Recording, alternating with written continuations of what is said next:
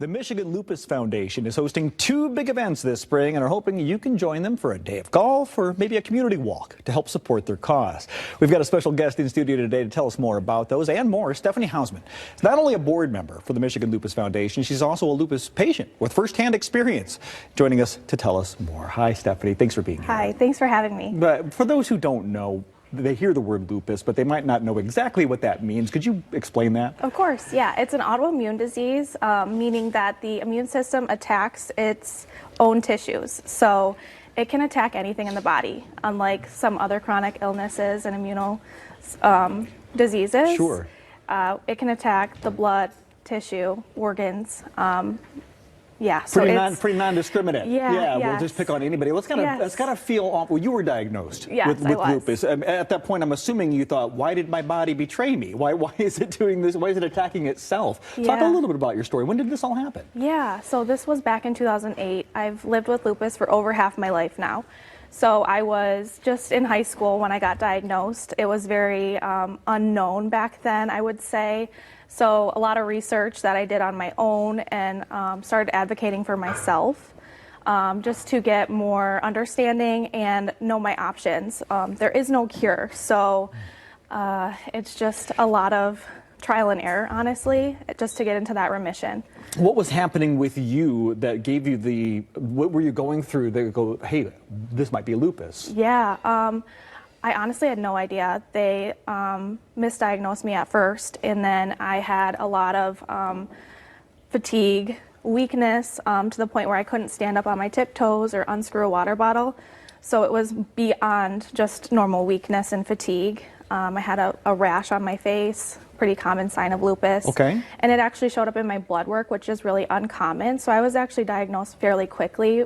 In other patients, it's not always that easy or lucky. It's got to be maddening Yeah. because it's kind of difficult to diagnose, and you're going through these kind of vague symptoms, and you're like, how can you pinpoint this? So, Yes. what does the foundation do? I'm assuming helping people like yourself. Yeah. So we found the foundation when I was pretty young, and that provided a ton of support. Even just hearing other people's stories and experiences, you learn so much, and having the support of support groups and how to financially prepare for things like this, even to provide support with finances and grants. So we really advocate on the state and federal level for more research, more drugs, more awareness even. When I first was diagnosed, we couldn't even check a box at the doctor's office that you had this as a condition. It wasn't even an option. It wasn't. Oh, you had wow. to do the other with the line. Oh. And now it's actually on the intake forms. So I feel like that's a huge step forward. Absolutely. Just the fact that it's recognized as something that can happen, and now it's being diagnosed better. And the foundation, obviously, as you mentioned, that sense of community has got to be big, because a lot of people going through this are probably feeling pretty alone. Yes, yes. And especially me when I was just 16, I really found a lot of support in the foundation on what to do next and how to handle it. We want to keep this foundation going, too. Obviously, these types of foundations need support. They need sponsors. They need volunteers. Yes. I mean, you've got these two great events coming this spring. Let's talk about the golf one first. That's your baby. Yeah, so May 3rd is the golf outing. We're at Saskatoon Golf Course. And I actually work in real estate, and my business, my personal business, sponsors this event. So we have a great time. This will be our second annual. So we were a huge success last year. We're hoping for the same and more this year.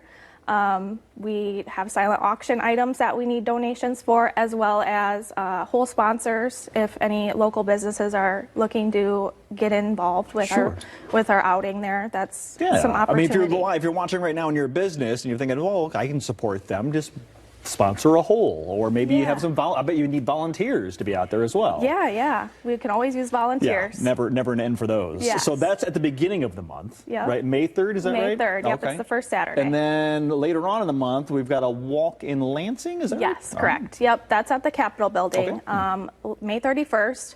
So we always need sponsors for that as well.